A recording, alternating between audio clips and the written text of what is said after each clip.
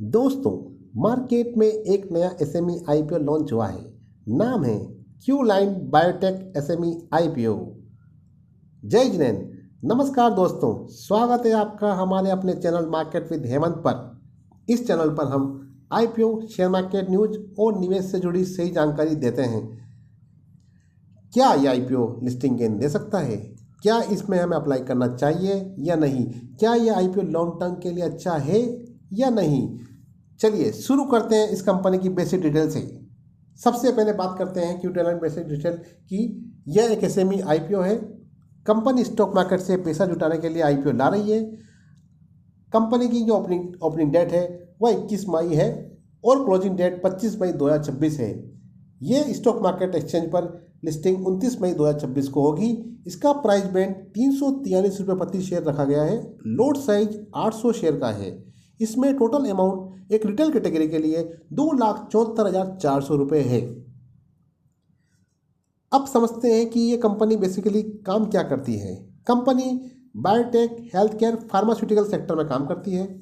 यह कंपनी किस प्रकार के प्रोडक्ट या सर्विस देती है, उसका बिजनेस मॉडल क्या है और कंपनी फ्यूचर ग्रोथ के लिए क्या प्लान बना रही है, यह सब इम्पोर्टेंट होता है एक आईपीओ लगाने से पहले हम जान लें। अब बात करते हैं कंपनी की फाइनेंशियल की।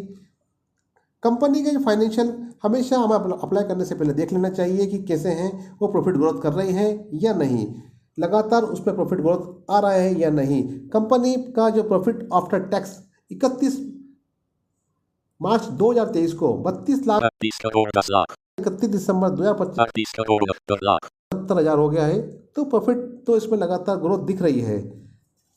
अब बात करते हैं इसके ग्रे मार्केट प्रीमियम की, जो अभी हाल के स्थिति में 130 रुपये प्रति शेयर रहे। Grey market premium of unofficially market premium होता है जो लिस्टिंग के पहले चलता है। अगर जीएमपी पॉजिटिव है और स्ट्रॉन्ग होता है तो मार्केट में आईपीओ की डिमांड अच्छी मानी जाती है। लेकिन दोस्तों, जीएमपी कोई गारंटी नहीं होती है। लेकिन अभी इसका जो प्रॉफिट है वो लगभग 1,04,000 रुपये आ रहा है इसके जीएमपी के अकॉर्डिंग। अब बात करते हैं इसके सब्सक्रिप्शन की। अब तक इसका सब्सक्रिप्शन ओवरऑल 10 गुना हो चुका है और रिटेल में भी ये लगभग 10 गुना बढ़ चुकी है जब तक हम इसको रिकॉर्ड कर रहे हैं। हम बात करते हैं इसके रिस्क फैक्टर की। अब कंपनी में कभी भी आईपीओ ब्लाइंडली अप्लाई नहीं करना चाहिए। कंपनी का बिजनेस, वैल्यूएशन और फाइनेंशियल को हमेशा समझना चाहिए, क्योंकि एसएमई आईपीओ में रिस्क ज़्यादा होता है, उतना ही अपने को हाई रिवार्ड मिलता है। तो इसको जरूर कंसिडर करके हमें अप्लाई करना चाहिए। अब सबसे बड़ा सवाल, क्या क्यूलाइन बायोटेक आईपीओ में अप्लाई करना चाहिए या नहीं? कंपनी के लिस्टिंग गेन के हिसाब से देखना चाहिए हमें कि लिस्टिंग गेन अच्छा हो रहा है। इसमें लॉन्ग टर्म इन्वेस्टमेंट का भी एक बार देखना चाहिए। लेकिन रिस्क फैक्टर, जीएमपी स्टैंड है या नहीं, ये सब देखना चाहिए।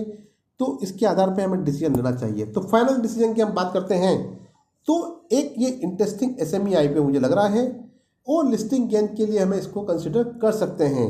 तो एक बार हम इसको एक रिस्क प्रोफाइल के अकॉर्डिंग इसको अप्लाई करने से पहले इसके प्रॉफिट एंड लॉस दोनों पॉसिबल है, उसको ही देख के अपन अप्लाई करें।